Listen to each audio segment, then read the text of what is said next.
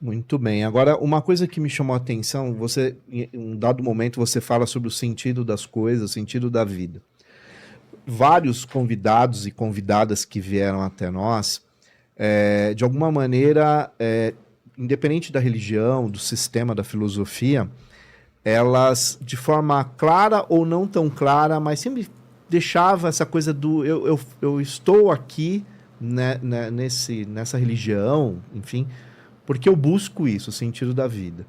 E no budismo, nós tivemos aqui um sacerdote budista, uma fala muito legal de uma convidada que ficou em mosteiro budista Por 20 6 anos, anos, né? Depois 6 anos, 20 anos, enfim, pessoas assim. E no budismo é muito forte essa coisa da busca pelo sentido da vida, que foi o que fez Siddhartha Gautama sair, né? Em busca do sentido da vida e do sofrimento das pessoas. E aí vem a ideia da iluminação e tal. A doutrina espírita, aí é bem específico dentro da doutrina, ela responde esse caminho, porque isso é uma pergunta filosófica, né? Qual o sentido da vida? E você pergunta isso a si próprio, quer dizer, o sentido da vida para você, dentro da doutrina espírita, você consegue achar respostas ou caminhos para essa resposta? É interessante a sua pergunta, que, na verdade, tudo foi assim, as peças foram se encaixando, Tá. digamos assim, A né? sincronicidade das Sem coisas. dúvida, é algo para mim, tem coisas assim que eu vou ser sincero, poucas pessoas sabem, e eu acho que chegou o momento de eu compartilhar algumas coisas que poucas pessoas sabem. Nessa época em que eu estava passando esse momento muito importante na minha vida, muito desafiador, e estava perdido, eu fui nesse centro em Arujá e tive essa prova inequívoca de que eu recebi uma ajuda muito importante, porque em poucas horas eu não tinha mais nada no corpo, né? E aí eu perguntei para uma das pessoas que assessoravam o médium que dava o atendimento, falei, poxa vida, mas já é segundo ou terceiro ano que eu tenho assim, mas quando isso vai acontecer de uma maneira definitiva? Quando você encontrar seu caminho, né? Eu falei assim, mas qual é o meu caminho? Só você vai saber qual é o seu caminho. Presta atenção, no momento certo a coisa vai acontecer. E aí aconteceu uma coisa muito forte para mim. O meu irmão que frequentava esse centro, um dia ele chegou para mim e falou, olha, o médium lá que comanda aquele centro, ele recebeu uma mensagem e ele não sabe quem é esse espírito. Não tem ideia de quem seja esse espírito. E ele falou que a mensagem era para o seu irmão, aquele que veio aqui outro dia, né? Aí eu falei assim, sério? Eu falei, e a mensagem está escrita aqui. E essa mensagem é para que você leia todo dia, para você se fortalecer, né? Eu não sei se vocês já ouviram falar de El Moriá. Sim. A mensagem ela é de El Moriá.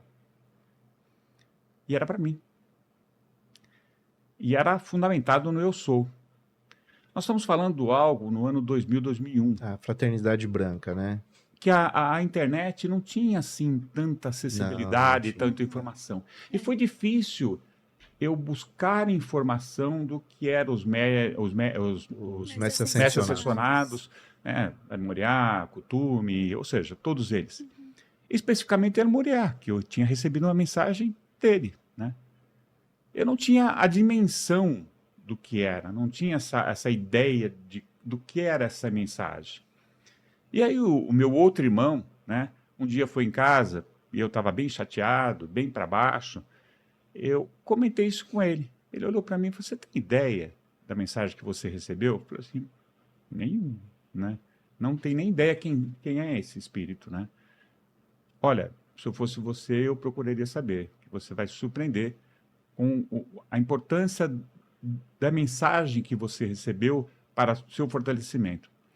Bem, como eu disse, a internet era muito ainda Eu acho que era discada fraca. ainda em 2000, né? Era, acho que Acho que era era. discada. Então era muito difícil. Depois eu descobri as músicas do Sérgio Sensacional. Eu fui atrás, sabe? É. Aí eu fui atrás e acabei tendo algumas informações. Comprei um livro e tal, para tentar entender toda essa história. E aí aquilo foi muito forte em mim, muito forte, porque a expressão eu sou, Jesus fala eu sou, né? Eu sou a verdade, o caminho, a vida. Então, os espíritos ascensionados, os mestres, eles falam nessa expressão eu sou. E aquilo me trouxe um fortalecimento muito grande. Mas eu não achava que aquele era o meu caminho. E aí veio o Espiritismo e trouxe essa recordação de algo que já fazia parte de mim.